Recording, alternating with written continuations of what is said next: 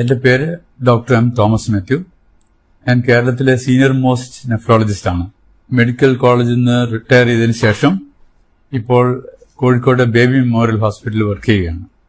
നമുക്കറിയാം, പ്രമേഹം അഥവാ ഡയബറ്റിസ് കാലാകാലങ്ങളായി മനുഷ്യ ജീവിതത്തെ നിശബ്ദമായി കൊല്ലുന്ന ഒരു രോഗമാണ്. ക്രിസ്തുവിന് മുമ്പ് 1500 BC മുതൽ ഈ രോഗം അറിയപ്പെട്ടിരുന്നു. എന്നാൽ 19ാം നൂറ്റാണ്ടിന്റെ മധ്യത്തിലാണ് അതിനെപ്പറ്റി ആധികാരികമായ മനുഷ്യർ പഠിക്കുന്നതിനും ചികിത്സ ആരംഭിക്കുന്നതിനും സാധിച്ചിട്ടുള്ളത്. നാം അറിയേണ്ട ഒരു പ്രധാന കാര്യം, വർഷങ്ങളായി അറിയുന്ന ഒരു രോഗമാണെങ്കിലും അത് എങ്ങനെ കൺട്രോൾ ചെയ്യണമെന്നോ അതിനെ എങ്ങനെ തടുക്കണമെന്നോ അതിന്റെ പാർശ്വഫലങ്ങൾ വരാതെ എങ്ങനെ നോക്കണമെന്നോ ഇന്നും ജനങ്ങൾക്ക് അറിയില്ല. ഇതൊരു വിരോധാഭാസമാണ്.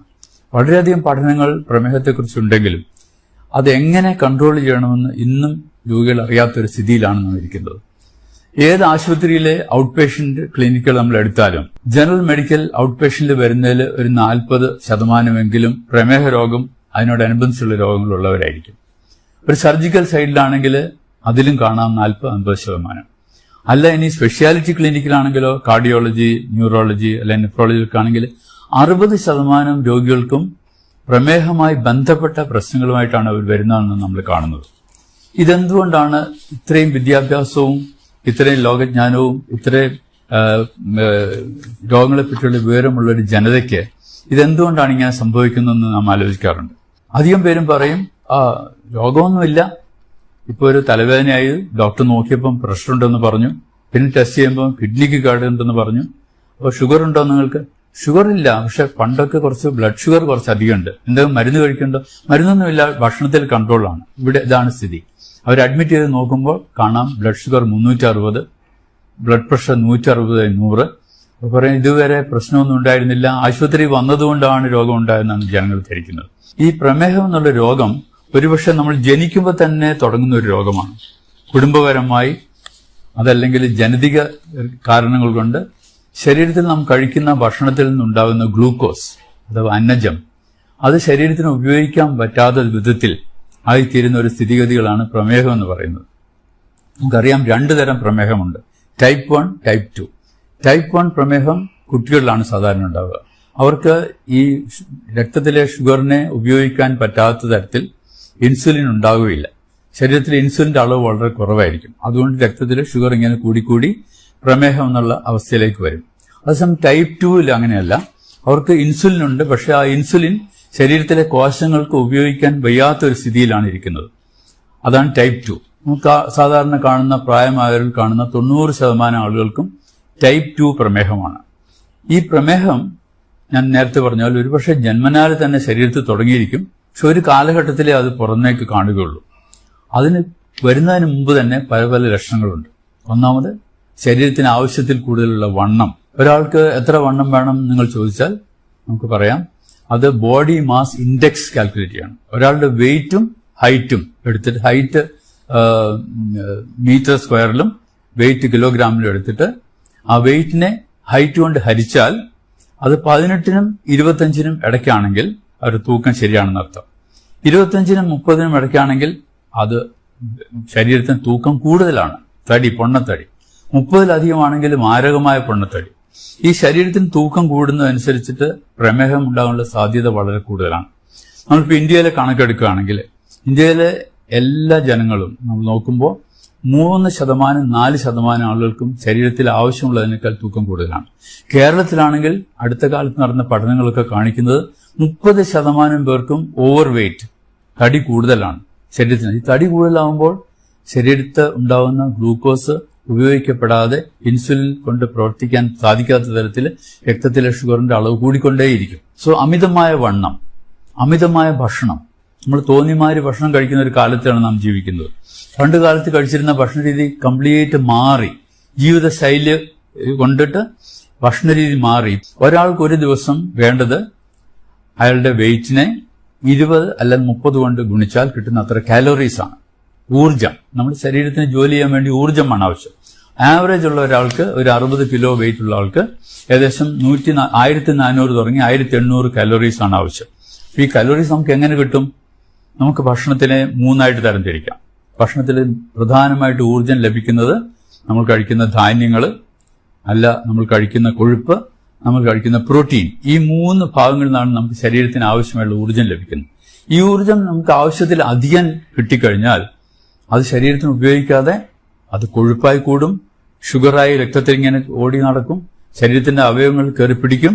ഇത് വേറൊരു വലിയ സംഗതി എന്താണെന്ന് വെച്ചാൽ, ശരീരത്തിൽ ആവശ്യമുള്ള ഷുഗറിനേക്കാൾ കൂടുതൽ ഷുഗർ ഉണ്ടായാൽ അതിന്റെ ചയാപചയം, അതായത് മെറ്റബോളിസം ഒരു അസാധാരണ രീതിയിലേക്ക് പോകും.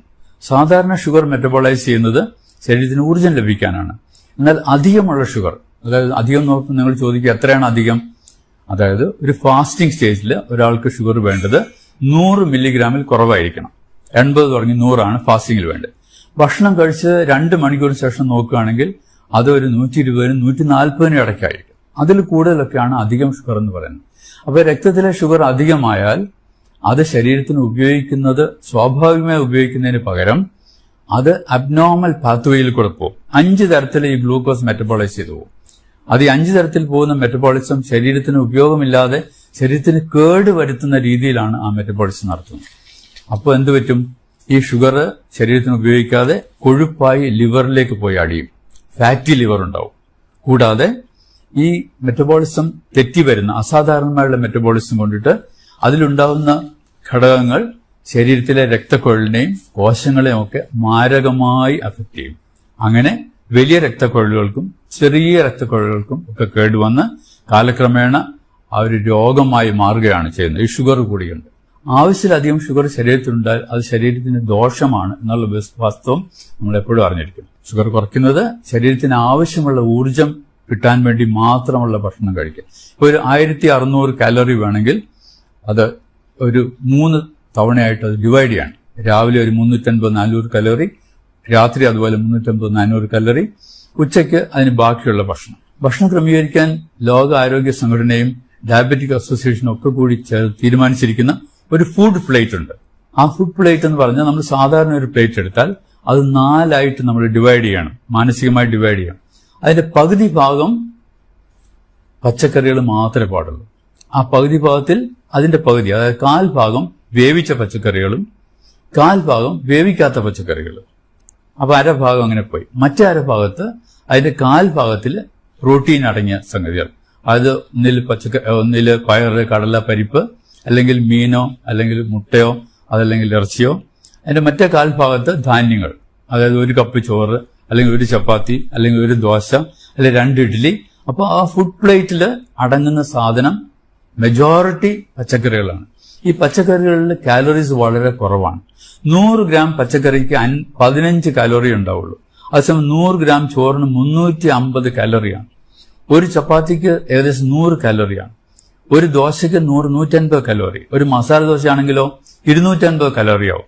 അപ്പൊ അത് നമ്മൾ അധികമായി കഴിക്കാതെ അതിന് പകരം കൂടുതൽ പച്ചക്കറികളും കുറച്ച് ധാന്യവും കുറച്ച് പ്രോട്ടീൻ അഥവാ മത്സ്യം അല്ലെങ്കിൽ മാംസം, പച്ചക്കറി കഴിക്കുന്നവർക്കാണെങ്കിൽ പയറ്, കടല, പരിപ്പ്, അങ്ങനെ ഫുഡ് പ്ലേറ്റ് നമ്മൾ 3 നേരത്തെ ഭക്ഷണം കഴിക്കുമ്പോൾ ആ പ്രിൻസിപ്പിൾ സ്വീകരിച്ചാൽ നമ്മുടെ ഷുഗർ കൂടാതിരിക്കും.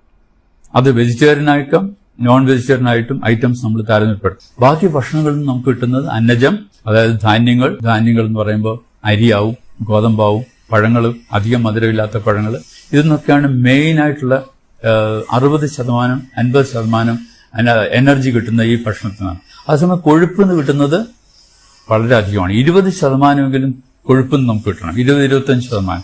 അപ്പൊ ഈ കൊഴുപ്പിന് എങ്ങനെയാണ് കിട്ടുക? കൊഴുപ്പ് നമ്മൾ ഉപയോഗിക്കുന്ന എണ്ണ, 1 സ്പൂൺ എണ്ണയിൽ ഏകദേശം 45-50 കലോറിയാണ്. അപ്പോൾ എണ്ണയുടെ അളവ് കുറയ്ക്കണം. അതുപോലെ തന്നെ പ്രോട്ടീനിന് ഒരു 20-25% കാലറീസ് പ്രോട്ടീന് ലഭിക്കണം. അതുകൊണ്ട് പ്രോട്ടീൻ കഴിക്കുന്ന അളവും കുറയ്ക്കണം. ഇങ്ങനെ നമ്മൾ കൺട്രോൾ ചെയ്താൽ നമ്മുടെ ഭക്ഷണ രീതി വളരെ കറക്റ്റ് ആവും. നമ്മുടെ ഷുഗർ കൂടില്ല, നമ്മുടെ പ്രമേഹത്തിന്റെ കോംപ്ലിക്കേഷൻ നമുക്ക് വരാതിരിക്കാൻ സാധിക്കും. ഇതൊക്കെ അറിയാമെങ്കിലും നാം വീണ്ടും അറിയാതെ ഭക്ഷണങ്ങൾ കൂടുതൽ കഴിച്ചു പോവുകയാണ്. അപ്പൊ നമ്മൾ ആവശ്യമില്ലാത്ത ഭക്ഷണങ്ങൾ, ഈ സ്നാക്സ് ഒക്കെ നിവൃത്തിയുള്ളത്തോളം ഒഴിവാക്കണം. എണ്ണക്കടികൾ ഒഴിവാക്കണം. പിന്നെ ഈ ഷുഗറുള്ള ആളുകൾ 3 നേരത്തെ ഭക്ഷണത്തിന് പുറമെ ഇടയ്ക്ക് 2 ലഘുഭക്ഷണം കൂടെ കഴിക്കുന്നത് നന്നായിരിക്കും.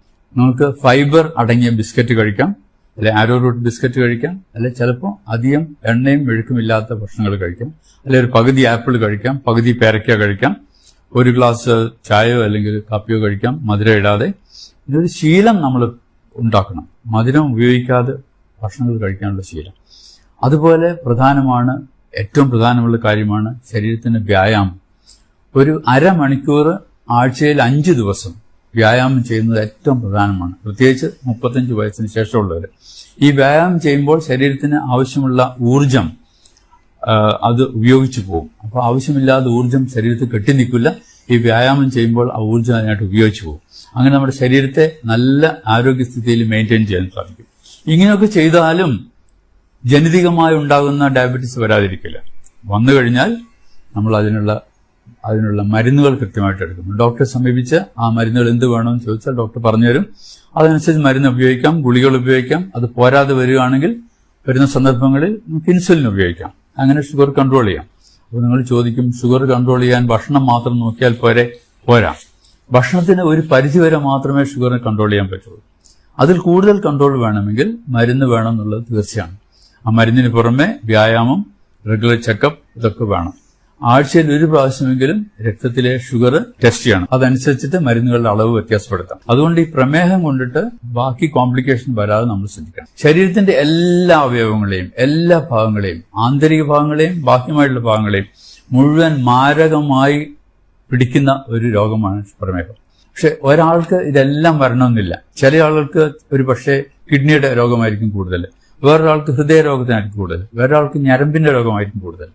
അപ്പോൾ ആർക്കാണ് എന്താണ് വരിക എന്നുള്ളത് നമുക്ക് തിരിച്ചപ്പെടുത്താൻ പറ്റില്ല. പക്ഷെ ഒരു കുടുംബത്തിൽ ഒരു വ്യക്തിക്ക് ഷുഗർ വന്നിട്ട് കിഡ്നി സംബന്ധിച്ച രോഗമുണ്ടെങ്കിൽ മറ്റു ആളുകൾക്കും ആ രോഗം വരാൻ, കിഡ്നി സംബന്ധിച്ചുള്ള രോഗം വരാൻ സാധ്യതയുണ്ടെന്ന് നാം അറിഞ്ഞിരിക്കണം. അതുപോലെ തന്നെ ഒരാൾക്ക് കാലിലെ ഞരമ്പിന് കേടുവന്ന് ഒരു വിരൽ മുറിക്കുകയൊക്കെ ചെയ്യേണ്ടി വന്നാൽ നാം അങ്ങനെ ആളുകളെ കാണാറുണ്ട്. അവരുടെ കുടുംബത്തിലുള്ള മറ്റാളുകൾക്കും ഇങ്ങനെ വരാൻ സാധ്യതയുണ്ടെന്ന് നാം പറഞ്ഞിരിക്കണം. ഇപ്പോൾ ഉള്ള കണക്കനുസരിച്ചിട്ട് നമ്മുടെ ലോകത്തിലെ ഇന്ത്യ രാജ്യത്തിനാണ് 2ാം സ്ഥാനം ഷുഗറുള്ള ആളുകളുടെ. ആ ഇന്ത്യ രാജ്യത്തിൽ തന്നെ കേരളത്തിലാണ് 1ാം സ്ഥാനം. ഇതെന്തുകൊണ്ട് ഇങ്ങനെ വരുന്നു എന്നുള്ളതിന് ഒരുപാട് പഠനങ്ങളുണ്ട്. ഒരുപക്ഷെ നമ്മുടെ ജനിതക മാറ്റം കൊണ്ടായിരിക്കാം, അല്ലെങ്കിൽ നമ്മുടെ ജീവിത ശൈലി മാറ്റങ്ങൾ കൊണ്ടായിരിക്കാം, അല്ലെങ്കിൽ അടുത്ത കാലങ്ങളിലുണ്ടായ ഫുഡ് ഹാബിറ്റ്സിന്റെ മാറ്റങ്ങൾ കൊണ്ടായിരിക്കാം. അപ്പോൾ ഇങ്ങനെ വരുന്ന ഷുഗർ ഭാവിയിൽ ഈ ഇൻസുലിനൊക്കെ ഉള്ളതുകൊണ്ട് ജീവിത ദൈർഘ്യം കൂടും. ജീവിത ദൈർഘ്യം കൂടുന്തോറും ഈ രോഗത്തിന്റെ കോംപ്ലിക്കേഷൻ കൂടുതൽ വന്നുകൊണ്ടിരിക്കുകയാണെന്ന് നാം മറക്കരുത്. അപ്പോൾ ഈ കോംപ്ലിക്കേഷൻ വരാതിരിക്കണമെങ്കിൽ കൃത്യമായി നമ്മളിതൊക്കെ നോക്കി വെച്ചിരിക്കണം. ഏതൊരു പ്രായം ആയ ആളും, 30 വയസ്സിന് കഴിഞ്ഞ ആളും വർഷത്തിൽ ഒരിക്കലെങ്കിലും അവരുടെ ബ്ലഡ് ഷുഗർ നോക്കണം. ബ്ലഡ് ഷുഗർ നോക്കുമ്പോൾ അത് വേണ്ടതിലധികമാണെന്ന് കണ്ടാൽ തീർച്ചയായും ഡോക്ടറെ സമീപിച്ച് അവരുടെ വെയിറ്റ് മനസ്സിലാക്കണം. വെയിറ്റ് അനുസരിച്ചിട്ട് അത് ക്രമീകരിക്കണം, ഭക്ഷണ രീതി ക്രമീകരിക്കണം. നാം ഒന്ന് രണ്ട് നമ്പേഴ്സ് ഓർത്തിരിക്കുന്ന എപ്പോഴും നല്ലതാണ്. Number 30, number 40, number 70, number 80, number 90. നമ്മൾ ചോദിക്കും ഇതെന്താ നമ്പർ? നമ്മുടെ 40 എന്ന് പറഞ്ഞാൽ ആണുങ്ങളുടെ കഴുത്തിന്റെ ചുറ്റളവാണ്. കഴുത്തിന്റെ ചുറ്റളവ് 40 കൂടിയാൽ പ്രമേഹം വരാനുള്ള സാധ്യത കൂടുതലാണ് ചുരുക്കം. അത് സ്ത്രീകൾക്കാണെങ്കിൽ 30 ഇഞ്ച് കൂടുതലാണെങ്കിൽ അതും പ്രമേഹം വരാൻ സാധ്യതയാണ്. പിന്നെ നിങ്ങൾ ചോദിക്കുക എന്താ 70% ആളുകൾക്കും പ്രമേഹമുള്ളവർക്ക് കോംപ്ലിക്കേഷൻസ് വരും.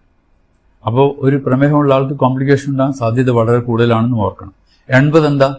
80 എന്ന് പറഞ്ഞാൽ നമ്മുടെ വയറിന്റെ ചുറ്റളവ്, പുക്കിളിന്റെ സൈഡിൽ കൂടി വയറിന്റെ ചുറ്റും ഒന്ന് മെഷർ ചെയ്താൽ 80 സെന്റിമീറ്റർ സ്ത്രീകൾക്കും 90 സെന്റിമീറ്റർ ആണുങ്ങൾക്കും.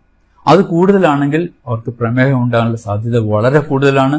അവരുടെ തടി വളരെ കൂടുതലാണെന്ന് നാം ഓർക്കണം. 90 കൂടുതലുള്ള പുരുഷന്മാരും 80 കൂടുതലുള്ള സ്ത്രീകളും വളരെ വളരെ വളരെ ശ്രദ്ധിക്കണം.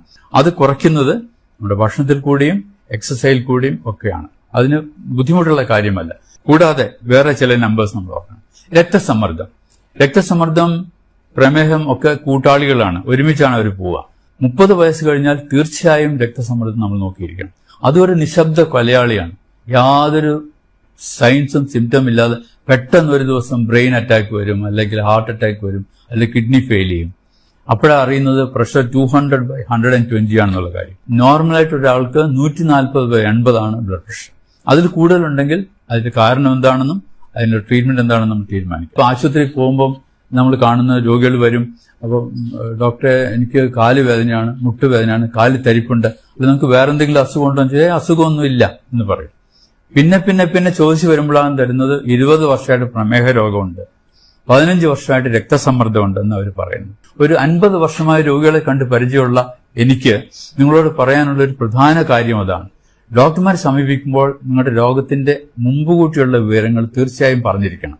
അതല്ലെങ്കിൽ ചികിത്സ തെറ്റും, മരുന്ന് തെറ്റും, ഡോക്ടർ കൺക്ലൂഷൻ തെറ്റിപ്പോകും. അത് നിങ്ങൾക്ക് തന്നെ ബുദ്ധിമുട്ടാവും. അപ്പോൾ അവനവർക്കുള്ള രോഗത്തെപ്പറ്റി നാം അറിഞ്ഞിരിക്കണം. അത് മറ്റുള്ള ഡോക്ടർമാരടുത്ത് പറയാൻ മടി കാണിക്കരുത്. ഡോക്ടർ ഇങ്ങനെ ചോദിച്ച് സമയം എടുത്തിട്ട് കണ്ടുപിടിക്കുന്ന ഒരു കാര്യമല്ല. നമ്മുടെ രോഗത്തെപ്പറ്റി, നമ്മുടെ ശരീരത്തിന്റെ സ്ഥിതിയെപ്പറ്റി നമ്മൾ എപ്പോഴും ബോധവാന്മാരായിരിക്കണം. പിന്നെ നാം അറിയണം, ഈ പ്രമേഹം എത്ര സൂക്ഷിച്ചാലും കുറച്ച് കൂടുതലായി വരുന്ന രോഗമാണ്. 60% ആളുകൾക്കും കിഡ്നി രോഗം ആയി മാറാം. കിഡ്നി രോഗം പ്രമേഹത്തിന്റെ കൂടെ വരാം. Diabetic nephropathy. 50% ആളുകൾക്കും ഹാർട്ട് ഡിസീസ് വരാം. ഏകദേശം 50% 60% ആളുകൾക്ക് ന്യൂറോപ്പതി വരാം, ഞരമ്പിന്റെ കോംപ്ലിക്കേഷൻ വരാം. ഇങ്ങനെയൊക്കെ ഉണ്ടാവുന്ന ഒരു രോഗം. കണ്ണിന് കേട് വരും വളരെയധികം പേർ. അപ്പോൾ കണ്ണിന് കേട് വരും, ലേസർ അടിക്കും. ഇതൊക്കെ രോഗികൾക്ക് ഉണ്ടാകുന്ന സംഗതികളാണ്. പക്ഷെ അവർ പറയാറില്ല. പിന്നെ ചോദിച്ചു വരുമ്പോൾ ആ കണ്ണിന് ലേസർ അടിച്ചിരുന്നു 2 വർഷം മുമ്പെന്ന് പറയും. അപ്പോൾ അന്നേ ഷുഗർ ഉണ്ടെന്നുള്ള കാര്യം അവർ മറന്നുപോകുന്നു. ആ ഷുഗറിനെ കൺട്രോൾ ചെയ്യുന്ന കാര്യം മറന്നുപോകുന്നു. ഡോക്ടർമാർ പറയും നിങ്ങൾ ശരിക്കും ഷുഗർ കൺട്രോൾ ചെയ്യണം. എന്നാൽ എങ്ങനെ കൺട്രോൾ ചെയ്യണമെന്ന് അവർക്ക് അറിയുന്നില്ല. ഭക്ഷണത്തിൽ ക്രമീകരിക്കുക, എക്സസൈസ് ചെയ്യുക, വെയിറ്റ് കുറയ്ക്കുക, ഈ പ്രധാന കാര്യങ്ങളെല്ലാം നമ്മൾ സൂക്ഷിച്ചാൽ കൂടുതൽ കോംപ്ലിക്കേഷൻ ഇല്ലാതെ ഡയബറ്റീസിനോട് കൂടി ഒരു സുഗമമായ ജീവിതം നയിക്കാൻ സാധിക്കും. നമുക്ക് മനസ്സിലായെന്ന് കരുതുന്നു. Thank you very much.